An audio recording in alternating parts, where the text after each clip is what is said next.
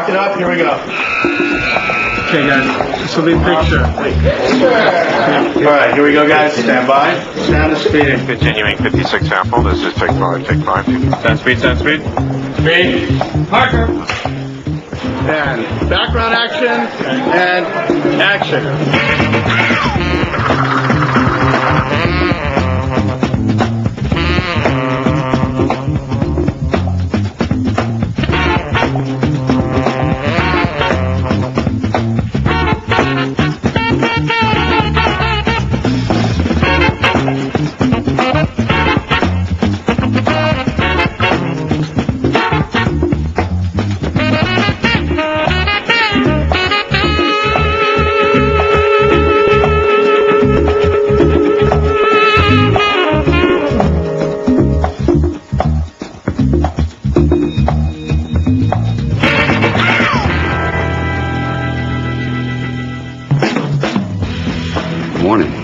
Please state your name for the record. Daniel Ocean. The script is such a smart script. All these characters were so well written. Everybody seems to have their own sort of showcase. We sent a copy to Julia with $20. He said, here, you get 20 to film now. To work with Steven again, you know, I would do that for $20. Don't tell Jerry Weintraub. So, yeah, that was a huge lure for me, but I was even more pleased when I actually sat down and read the script and thought it was so great and so fun and liked my little bit in it. Are you kidding me? I'm going to go work with Steven Soderbergh and with all these guys. I mean, you know, it's fun to be a supporting actor when you really like the people you're supporting and you really like the story. Naturally, if you can get George Clooney and Brad Pitt and Matt Damon and Andy Garcia and Julia Roberts and Don Cheadle and Bernie Mac and Carl Reiner and Elliot Gould to work together in one movie. What, did you guys get a group rate or something? Every time you look at the screen, your eyes are going to pop out of your head. You're always looking at something beautiful, you know, or you're always looking at something important, besides the fact that they're great actors.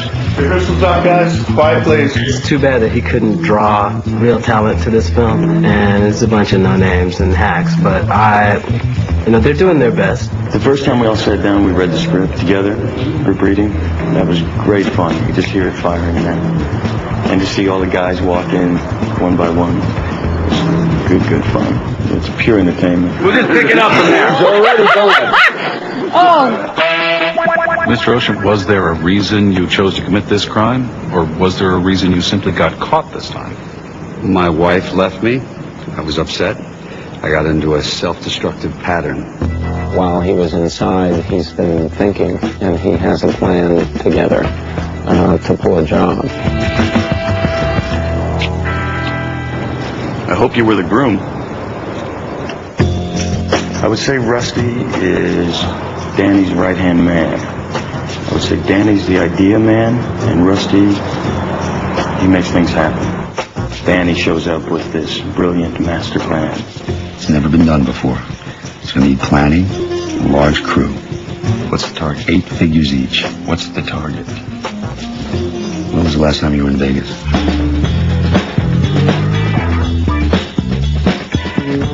They had this master plan of trying to rob the casinos. Not one, but there was a 3. Which casinos did you geniuses pick to rob? The Bellagio, the Mirage, and the MGM Grand. Danny has a lot of blind sides, and Rusty tends to watch out for him. But Danny can sell you anything. Why do this? Why not do it? Because the house always wins. Play long enough, you never change the stakes. The house takes you. Unless, when that perfect hand comes along, you bet big, and then you take the house. Been practicing this speech a little bit. Did I rush it? Felt like I rushed it. That was good. I liked it. And who told you to do that? I did. I was concerned you couldn't leave Tess alone. Who's Tess? My wife. Ex-wife. You gotta be nuts, and you're gonna need a crew as nuts as you are. Elliot Gould, as Reuben, is financing this whole thing. What do you got in mind? I'm perpetrating as a dealer in a large city. You have a plan already? Are you kidding? I just became a citizen again. Brother, I'm in. You're either in or you're out. Right now. Matt Damon is, by trade, a sort of expert pickpocket. Well, he's been around the con his whole life, so he's, a jack of all trades in one respect, and then in another, he's very good. He can lift anything from anybody, so he's got very quick hands. That's the best lift I've seen you make yet. Las Vegas, huh? Waiting, sweetheart, just waiting. Good? Go. Waiting for you. What do you want? Go, little girl. You're like a little girl. The job needs drivers, and why not two stupid white boy Peckerwood goofballs? Carl's character, I always imagined, was like a woman who used to be asked out a lot and now doesn't get asked out at all. So are you sure you're ready to do this? If you ever ask me that question again, Daniel, you will not wake up the following morning. He's not cool in any way. He's the antithesis of that. He's very good at computers and very good at surveillance. He's good at figuring out problems. You got so many cool people in the movie. I think you need somebody to not be so cool. Don't touch that. Hey, Radio Shack. Relax. What are you saying about yourself? Oh, not about me. About Livingston Bell. I'm cooler than George Clooney. Hang on to your knickers. Don Cheadle is the munitions guy. You know, he deals with everything that has to do with explosives. You could just walk in and blow the whole place up and get everything, but then you're probably going to go to jail. It'll be nice working with proper villains again. 10 ought to do it, don't you think? You think we need one more? You think we need one more? All right, we'll get one more. Yen is a Chinese acrobat. I don't know, it doesn't seem all that difficult. We got a grease man. We got a grease man. As is always the case, everything's going along smoothly until the woman shows up, and then it gets complicated. She's interesting, and she's a bit of a puzzle, and it's not, well, for Stephen, I would just play the chick, but she's more than just a girl, she's got some intrigue behind her and some difficult crosses to bear. You're 30 seconds late. I was about to send out a search. Oh, Tess. I think that Tess and Danny, that's kind of a true love gone bad situation. And with Benedict and Tess, I think that she doesn't know what it's about necessarily. Stay and have a drink. You can't. I don't imagine we'll be seeing Mr. Ocean anytime soon, right? You never know. I know everything that's happening in my hotels. Good to see you, Tess. Take care, Danny. Derek. Danny. He's running an empire, really, and he likes to be in charge. And although I think he's very gracious with his employees, he can also be very ruthless. Well, he's the enemy. Oh, he's the enemy. These are Terry Benedict's boys. Yes, they are. You think you'll mind? More than somewhat. We were really lucky to get Andy. It's a great role, but it means that you have to come into a room of 11 guys who've been working together for a long period of time and like each other and get along and play the guy who nobody likes. That's hard to do. Tell me it's not about screwing the guy who's screwing your wife. Ex-wife. Tell me. It's not about that. It's not entirely about that. Ooh, bells. The bells are ringing. Oh my God! This one really is about the heist. I mean, the 3/4 of the film is us actually pulling this heist off, which is fun. You get to be in it and watch us screw up and watch us do things good and bad. You get to take the ride. This is the vault at the Bellagio. It safeguards every dime that passes through each of the 3 casinos above it. We're going to rob it. Coming up the way of credibly robbing a very large casino with a lot of security, something that makes sense and is entertaining, was really difficult to come up with. Smash and grab job, huh? Slightly more complicated than that. Yeah.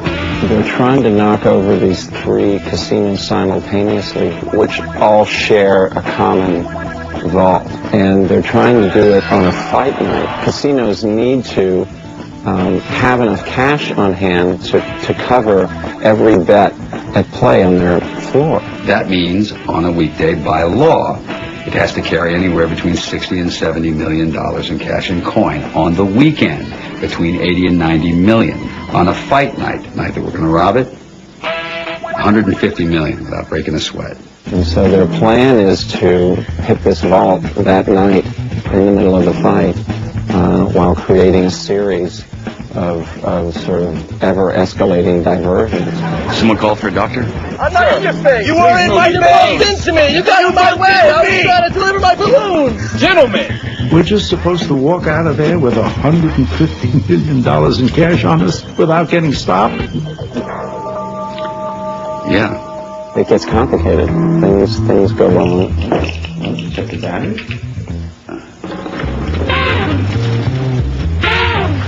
We have a problem. They have to scramble a bit to pull it off. Where's Linus? Back it up. Saul, it's me, Bucky Buchanan. Remember from Saratoga? We're going to step outside now. Leave you two alone to talk things over.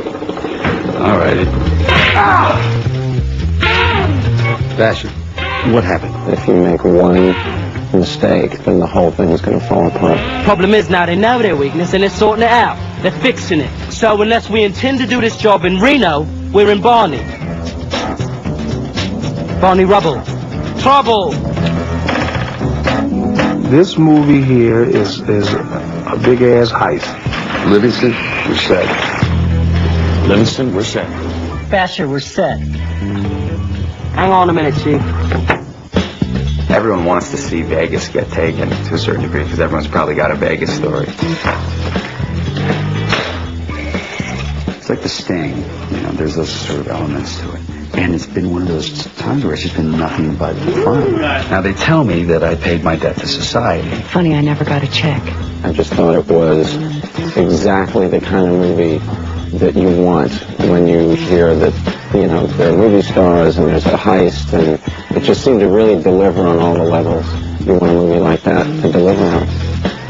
At the end of this, you better not know you're involved, not know your names or think you're dead, because he'll kill you, and then he'll go to work on you. It's a crime. We should not be getting paid for this.